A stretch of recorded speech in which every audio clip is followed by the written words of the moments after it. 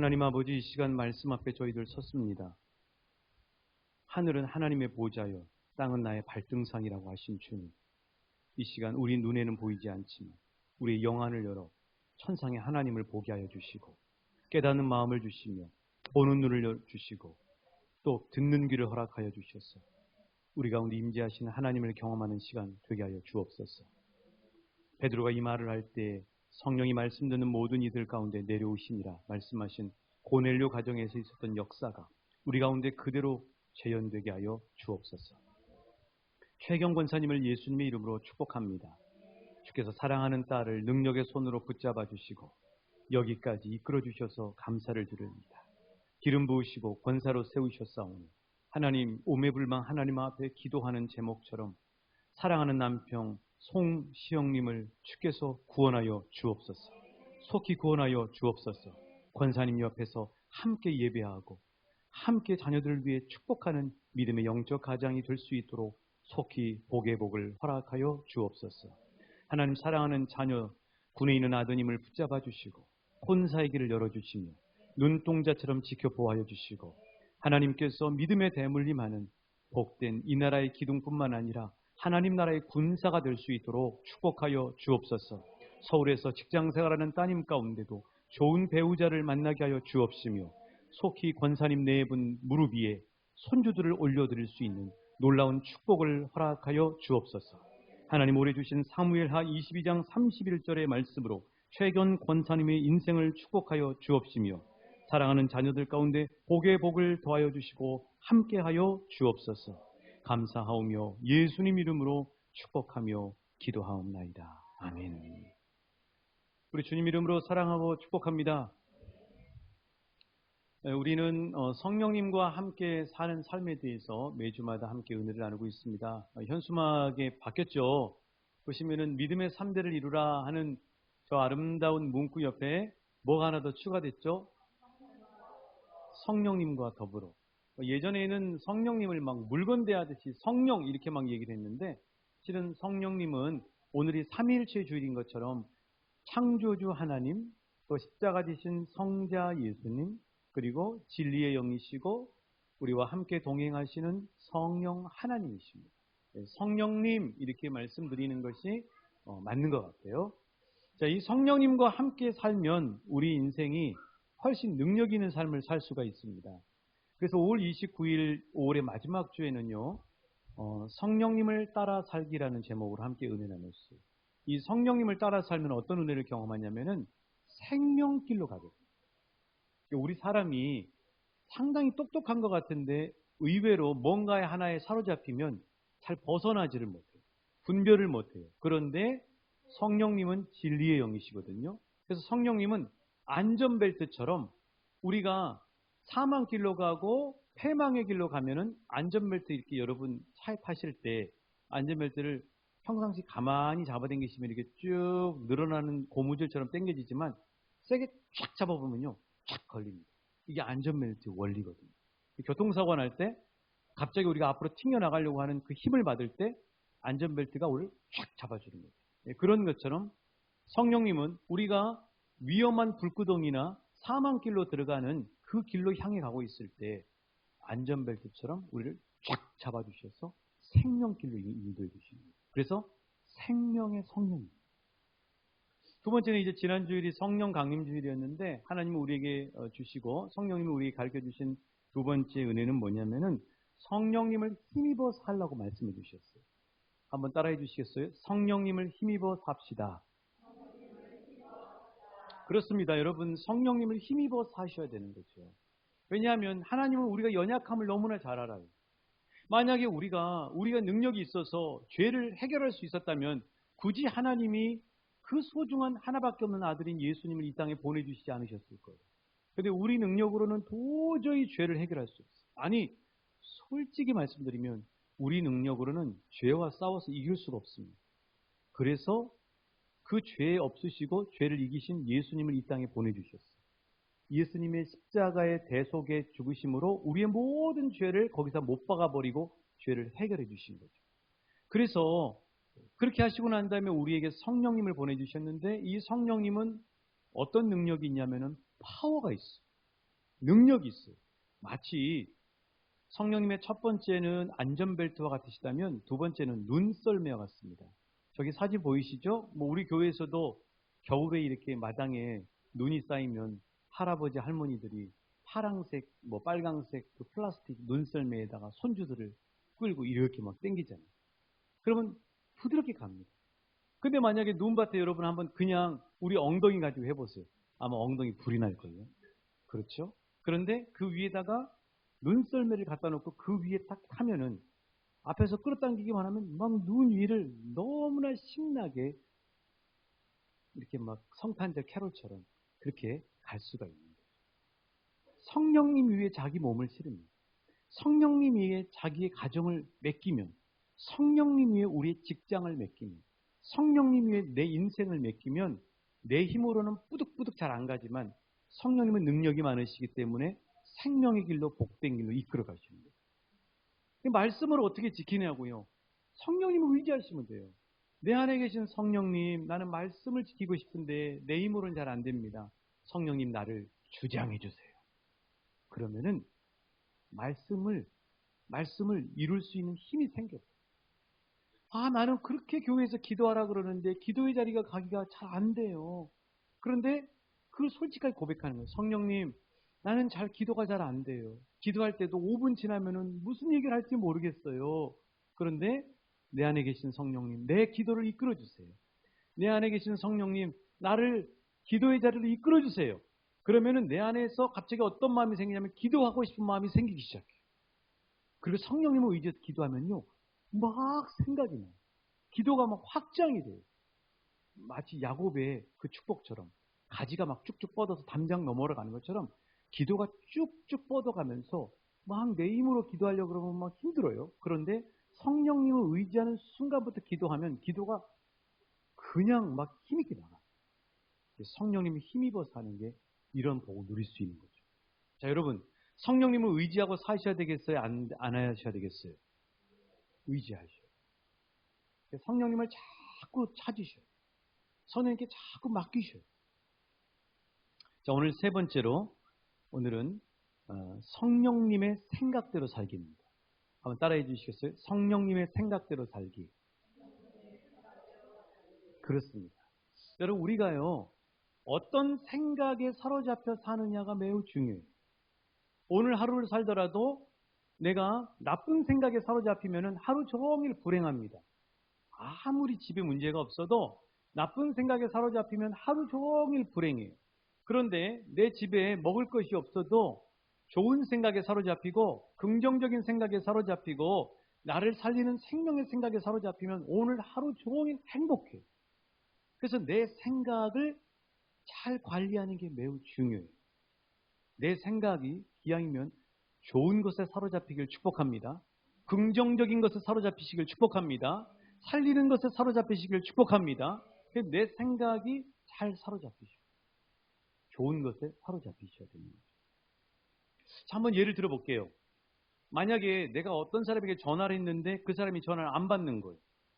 전화를 못 받았는지 안 받았는지는 잘 모르겠어요. 그런데 못 받았다고 생각이 들면 그 사람이 내 생각을 안 받았다는 생각을 하게 되면 그때부터는 어떤 생각을 하게 되냐면 저 사람이 날 싫어하나? 날 귀찮아하나? 이런 생각에 사로잡히기 시작하면 그때부터는 내 마음의 감정 안에 서운한 마음이 올라옵니다. 그렇죠. 그리고 서운한 마음만 생기는 것이 아니라 그 사람하고 있었던 좋은 감정보다도 안 좋은 감정들이 막 올라오기 시작해요. 그러고 난 다음에 1시간 있다가 다시 전화를 했어요. 전화할 때 이번엔 받는 거예요. 그때 여러분 목소리가 어떻게 나가요? 퉁명스럽게 나갑니다. 전화 안 받대. 전화 안 받대. 무슨 일이 있었어? 하고 이렇게 나와요. 그러면 상대방도 그걸 느껴요. 그러니까 상대방도 그렇게 느끼면서 서로 감정이 어긋나기 시작해요. 자, 그런데 똑같이 전화를 했는데 상대방이 전화를 안 받았어요. 그런데 부정적인 생각이 아니라 이번에는 긍정적인 생각에 사로잡히는 거죠. 혹시 무슨 일이 있나? 혹시 무슨 일이 있을까? 이런 생각에 사로잡히기 시작하면 그 다음에 어떤 감정이 올라오냐면 그 사람을 염려하는 마음이 올라와요. 그렇죠. 염려하는 마음. 걱정하는 마음이 든다고. 그러다가 이제 1시간 있다가 다시 전화했는데 그때 전화를 받는 거예요. 그럼 그때 그 상대방의 목소리가 어떻게 들려요? 정말 반갑게 들리죠? 그럼 마음이 이 안도의 한숨이 내어지죠. 그러면서 이번에는 어떻게 하냐면 똑같은 말인데 무슨 일이 있었어? 아까는 무슨 일이 있었어? 이거하고 무슨 일이 있었어? 하는 거 완전히 다른 거예요. 상대방이 그걸 느낄까요? 못 느낄까요? 느껴요, 여러분. 우리 인간은 영적인 존재이기 때문에 아주 미묘한 눈빛 하나까지도 다 느껴요. 저 사람이 나에게 요새 긍정적인 마음을 갖는지 부정적인 마음을 갖는지 다 느낀다고요. 그러니까 완전히 달라지는 거예요. 그러니까 상대방도 그 마음을 느끼니까 마음이 함께 열리는 거예요.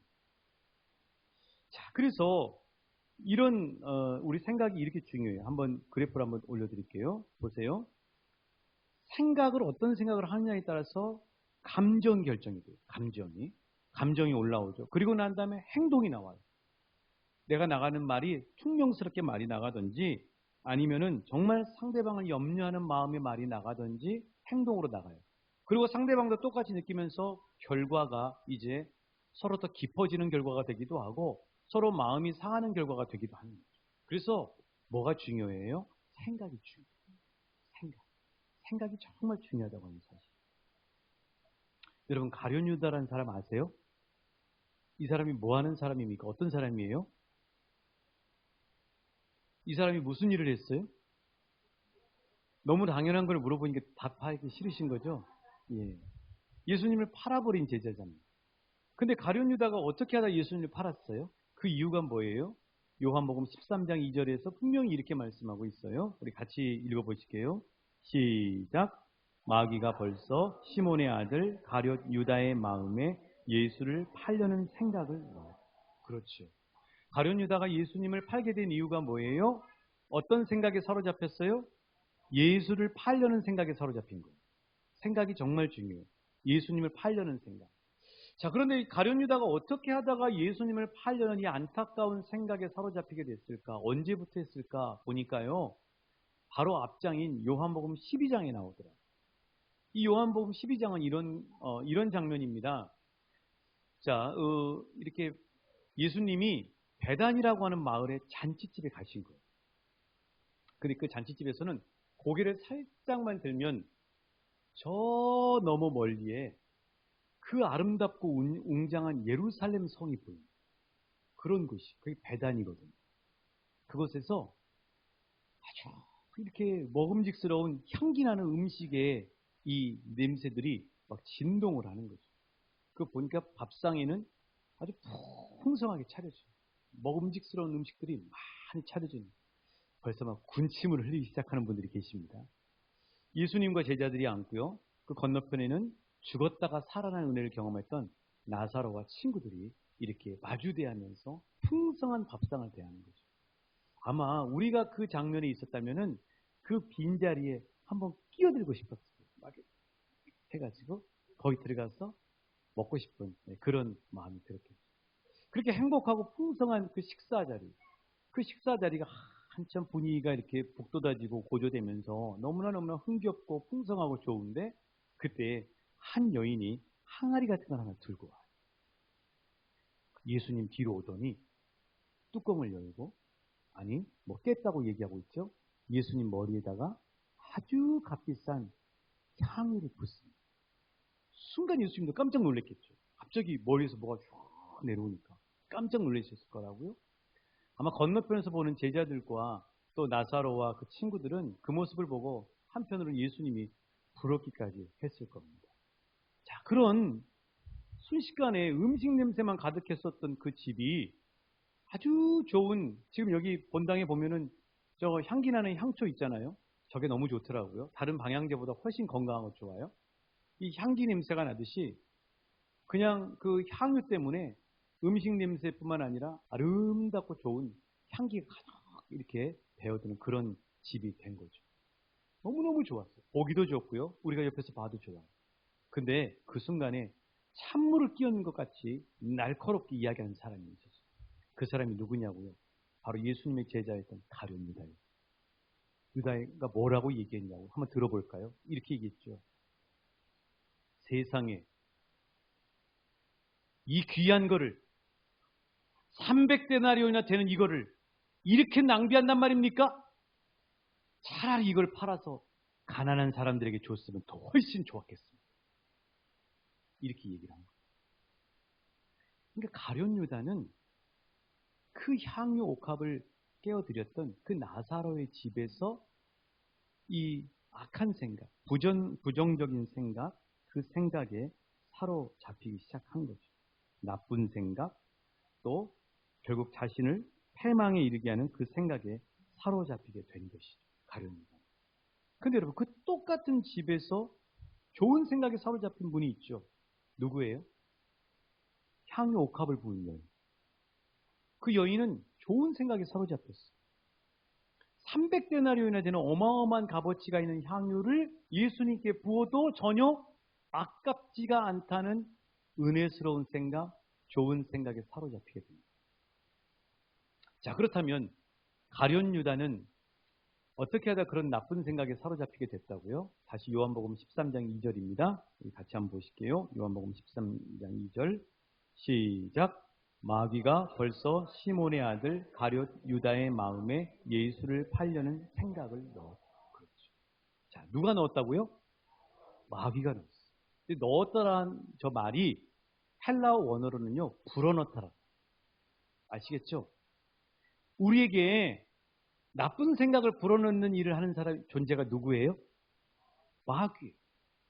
마귀는 지금도 우리가 하루를 살고 매 순간을 살 때 우리 머리에다가, 우리 생각에다가 나쁜 생각을 불어넣는 일을 부지런히 하고 있어요.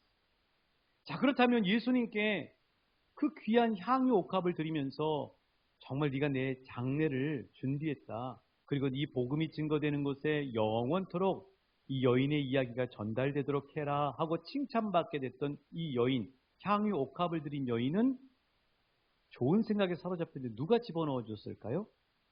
성령님이죠. 성령님은 우리에게 좋은 생각을 집어넣어 주세요. 생명의 생각을 집어넣어 주세요. 살리는 생각을 집어넣어 주시는 거죠. 그래서 저 그래프가 저거예요. 저 위에 보세요. 밑에 향유 여인이 있고 가룟 유다가 있죠. 자, 베다니 나사로의 집에 있는 그 가운데 장면의 모습이 있습니다. 성령님은 좋은 생각을 집어넣어줘요. 저기 향유 여인에 저와 여러분이 들어가실 수 있길 주님의 이름으로 축복합니다. 가룟 유다의 자리에 있으면 안 돼요. 저기 사탄 마귀라고 되어 있는 걸 까만색으로 한 이유가 별로 좋지 않기 때문에 그렇게 글씨 색깔을 그렇게 했습니다. 자, 오늘을 사는 우리 앞에서도 좋은 생각, 나쁜 생각, 긍정적인 생각, 부정적인 생각, 마귀 생각, 성령의 생각이 앞에 놓여져 있다는 거예요. 그게 바로 오늘 말씀 로마서 8장 5절의 말씀이에요. 우리 5절 말씀 같이 읽어보실까요? 시작. 육신을 따르는 자는 육신의 일을, 영을 따르는 자는 영의 일을 생각하라. 그렇죠. 육신을 따른다고 하는 건 뭐냐면은 7절에 보시면 육신을 따른다고 하는 것은 하나님과 원수가 된다는 거예요. 그러면 이 육신을 따른다고 하는 것은 결국 뭐냐면 마귀가 주는 생각을 따라간다. 그래서 하나님은 우리가 영의 일을 생각하기 원하시는 거죠. 영의 일을 생각하기 원하시는 거예요. 그 영의 일을 생각하게 하신 분이 누구냐면 바로 성령님이시고 성령님의 생각을 따라 살아야 우리는 축복된 삶을, 행복한 삶을 살 수 있게 된다는 사실이에요. 그래서 바로 그 6절 말씀입니다. 6절 같이 읽어보실까요? 육신의 생각이란 말을 마귀의 생각으로 바꾸면 되고요. 영의 생각은 성령의 생각이라고 하면 됩니다. 자, 우리 본문 그대로 읽어보실게요. 6절입니다. 시작. 육신의 생각은 사망이요, 영의 생각은 생명과 평안이에요. 그렇지. 이 생각을 담는 것은 나의 선택에 달려있는 거죠. 육신의 생각에 사로잡히면 죽음에 이른다는 거예요. 가룟 유다처럼. 그러나 향유 여인처럼 성령님이 주시는 생각에 사로잡히면 생명과 평안을 누리고 본인도 복을 받고 살아나는 역사를 경험하게 되는 거죠. 그럼 누구의 생각을 채택해야 되겠어요? 제 간증을 좀 드릴게요. 한 달 전의 일이에요. 17년 전에 신앙을 지도했던 여자 청년이 결혼 주례를 부탁을 했습니다. 그래서 이제 결혼식을 딱 준비를 하고 있는데 그때도 한참 코로나가 심했을 때였어요. 이제 결혼식을 한 2주 정도 앞뒀을 때 저희 금산에 가 있는 둘째 아들이 집에 왔습니다. 근데 그냥 온 게 아니고요. 혼자 온 게 아니고 코로나 바이러스를 가지고 왔습니다. 이게 항상 조심해야 되잖아요. 저는 교회에서 이렇게 사역을 해야 됩니다. 그래서 아들이 격리 기간 동안에 저는 교회 와서 살았습니다. 그래서 한 나흘 정도를 숙식을 하면서 교회 안에서 있었어요. 그러고 나서 이제 주일 사역을 다 끝내고 이제 아들 보러 가야 될 거 아닙니까? 그리고 또 하나는 월요일날 학교를 들어가기 때문에 데려다 줘야 되죠. 그래서 뭐 격리 기간도 좀 지나고 그런 것 같은데 솔직히 말씀드려서 아들 방에 들어가기가 찝찝하더라고요. 그냥 온통 책상이고 이 벽지에가 코로나 바이러스가 묻어있는 것 같아요. 그 아들을 이제 월요일에 잘 데려다 줬어요. 근데 문제는 뭐냐? 이제 그 주 토요일에 결혼식이 있어요. 서울에 가서 결혼 주례를 해야 돼요. 그런데 이제 자꾸 목이 칼칼하고 오른쪽 편도선이 아픈 거예요. 그것뿐만 아니라 머리도 띵 하는 겁니다. 이번 코로나 기간을 겪으면서 참 이런 경험들을 수없이 한 것 같아요. 아무튼 되게 예민한 상황이었어요.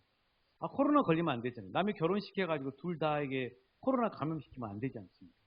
부쩍 주의하는 상황인 거죠. 그런데 계속해서 목은 칼칼하고 그리고 편도선은 계속 붓고 거기다가 또 하나가 벌어졌는데 뭐냐면 혓바늘이 돋습니다. 혓바늘이 아들 데려다주고 월요일부터 돋더니 이거는 하루 지나면 괜찮겠지, 이틀 지나면 괜찮겠지 했는데 토요일 날 서울에 올라가 있는데도 불구하고 오전까지 혓바늘이 계속 돋는 거예요. 그래서 운동을 좀 해야 되겠다 하고 이제 장모님 댁 근처에 이 지하철이 있으면 지하철 근처에 이렇게 산책로가 있는데 모자가 없잖아요. 그래서 장모님의 모자를 빌렸습니다. 뭘 빌리면 선캡이라고 하시죠. 선캡. 선캡을 딱 빌렸어요. 왜냐하면 뭐 좀 부끄럽고 그런 게 아니라 일단 모자가 더 필요하니까. 그래서 선캡을 딱 쓰고 이제 열심히 1시간 이상을 걸었어요. 기도하면서 하나님 정말 코로나로부터 하나님 지켜주시고 또 혓바늘도 하나님 돋지 않게 해주시고 하나님께서 치료해 주세요. 이렇게 1시간을 걷고 이제 점심을 처가댁에서 먹었는데 거울을 보니까 세상에 선캡 흔적이 여기 그대로 이렇게 남아요. 그날 오후 5시에 결혼식을 주례해야 되는데 여기에 선캡 흔적에 제 혀는 혓바늘이 돋아있고 그리고 몸의 컨디션 상태는 그렇게 좋지가 않은 거예요. 이거 정말 아주 좀 예민하더라고요. 그래서 점심을 먹고 장모님 댁 골방에 들어가서 그때 이제 주님 앞에 기도하기 시작합니다. 하나님 아버지, 제 컨디션이 말이 아닙니다. 지금 5시에 결혼식이는데 정말 몸도 별로 안 좋고 부담스럽고 혹시 코로나가 전염되지 않았을까 심히 염려가 됩니다. 하고 정말 간절히 주님 앞에 도움을 구했어요. 근데요, 그 기도하는 가운데 하나님이 저에게 그림을 보여주셨어요. 제가 가지고 있는 핸드폰에 메모를 할 수가 있거든요. 그 메모 중에 하나를 엑스파일을 제가 한번 보여드리겠습니다. 그때 기도하다 받아서 그린 거예요. 저기 보시면 잘 못 그렸지만 사람이 양쪽에 두 군데 발 쭉 뻗은 게 위하고 아래하고 있지 않습니까? 저 그림이에요. 근데 한쪽의 발판은 뭐냐면은요, 이런 발판이었어요. 하나님의 계획이란 발판이에요. 하나님의 계획. 또 한쪽의 발판은 하나님의 뜰 앞마당이라는 발판. 이거를 기도하는 가운데 하나님께서 저에게 보여주시는 거예요. 그게 뭐냐면 이제 성령님이 생각을 이렇게 해석을 해주시는데 뭐냐면 이 결혼식은 제가 한 게 아니에요. 그냥 주님이 그 자매한테 생각나게 해가지고 이 결혼식을 준비한 거예요. 그러니까 제가 하는 게 아니라고요. 그날 결혼식은 제가 하는 게 아니고 이미 주님이 다 준비해서 끌고 오신 거예요. 그러니까 저는 거기 가기만 하면 되는 거예요. 그 결혼식장 반포에 가서 서 있기만 하면 되는 겁니다. 그 마음을 주시는 거예요. 마음이 편안해지기 시작합니다. 또 하나는 그곳이 그 결혼식장이 하나님의 앞마당이라는 거예요.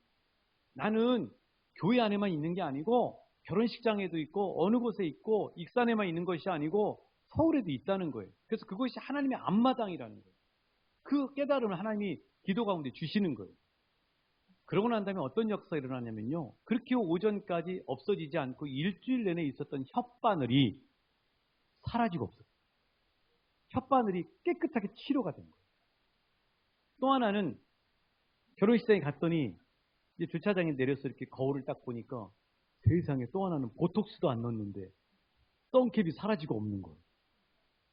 그래서 결혼식을 잘 이렇게 주례를 하고 저녁 7시 밥을 먹고 익산에 내려오는데 너무 기쁜 거예요.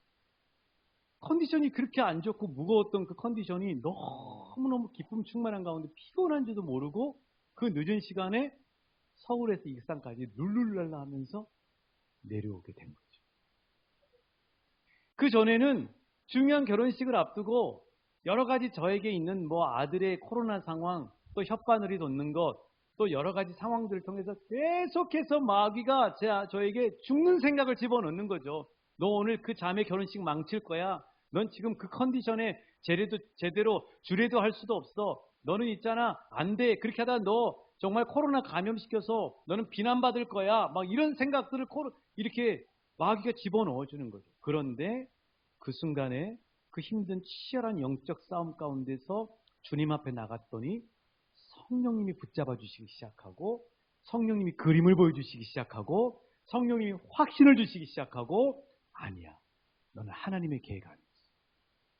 네가 가는 곳에 내가 함께 할 거야. 하면서 하나님이 힘을 주시고 혓바늘을 치유하시고 썬캡의 흔적도 없애주시고 제 마음 안에는 순식간에 두려움과 부담감이 아니라 평강과 기쁨이 가득하게 하시다. 마음이 너무너무 가벼워.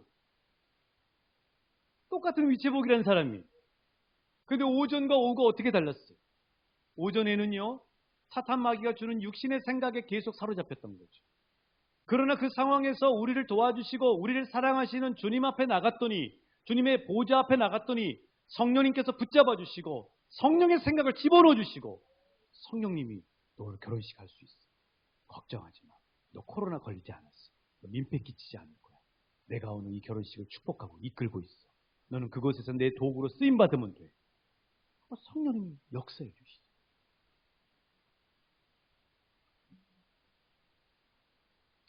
우리가 알아야 할 중요한 사실의 한 가지는요. 예레미야서 29장 11절의 말씀을 우리가 잘 기억하기를 축복합니다. 예레미야 29장 11절입니다. 같이 한번 읽어보실게요. 시작.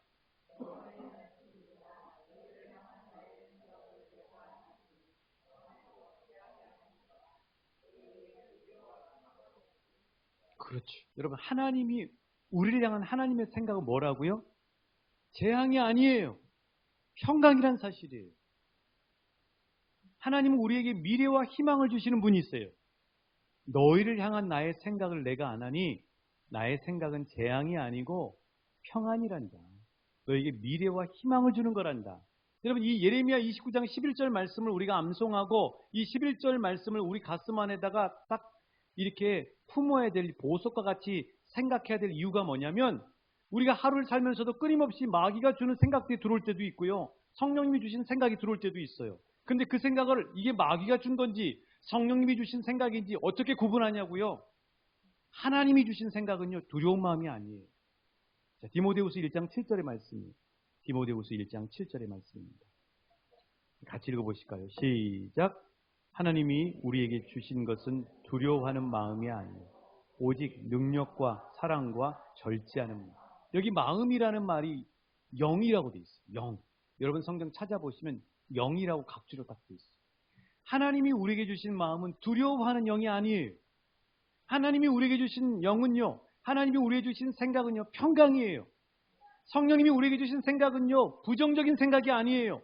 긍정적인 생각이에요. 성령님이 우리에게 주신 생각은 기쁨이에요. 성령님이 우리에게 주신 생각은 미래가 있어요.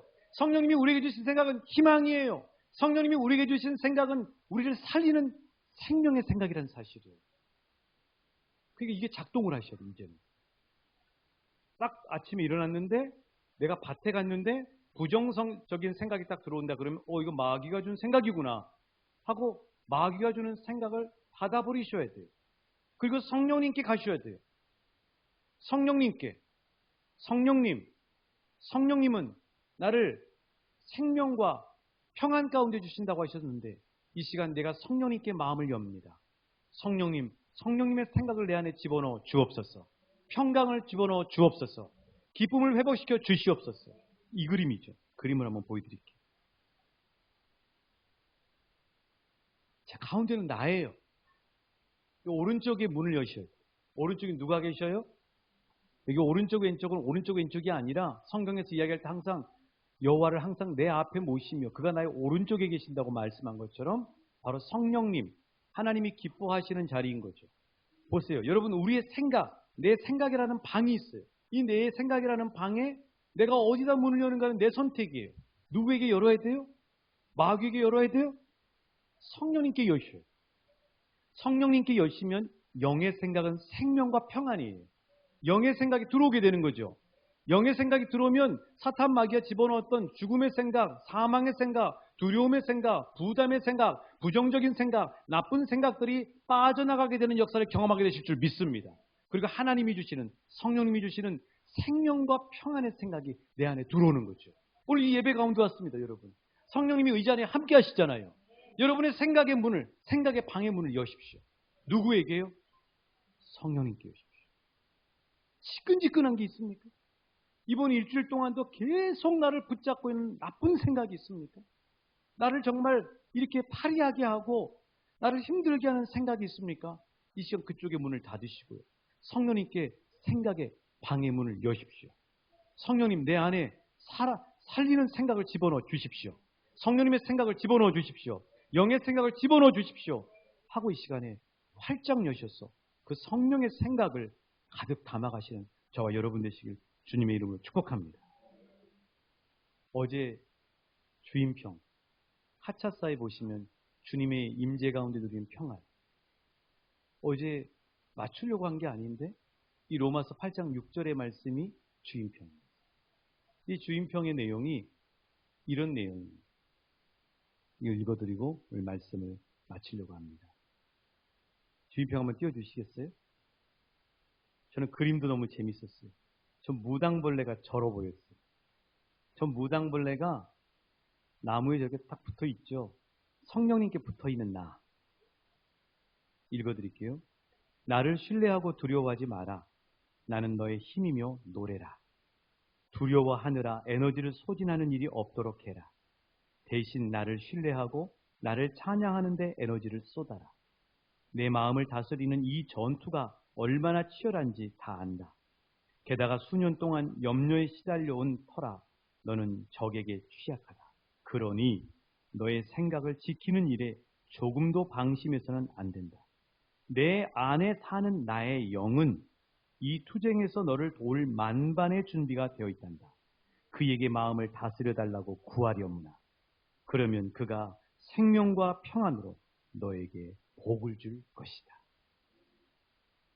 누구에게 문을 여시겠어요? 성령님께 여십시오. 우리 함께 이 시간 찬양하시면서 성령님이 주시는 영의 생각을 충만하게 담는 저 여러분 되기를 소망합니다.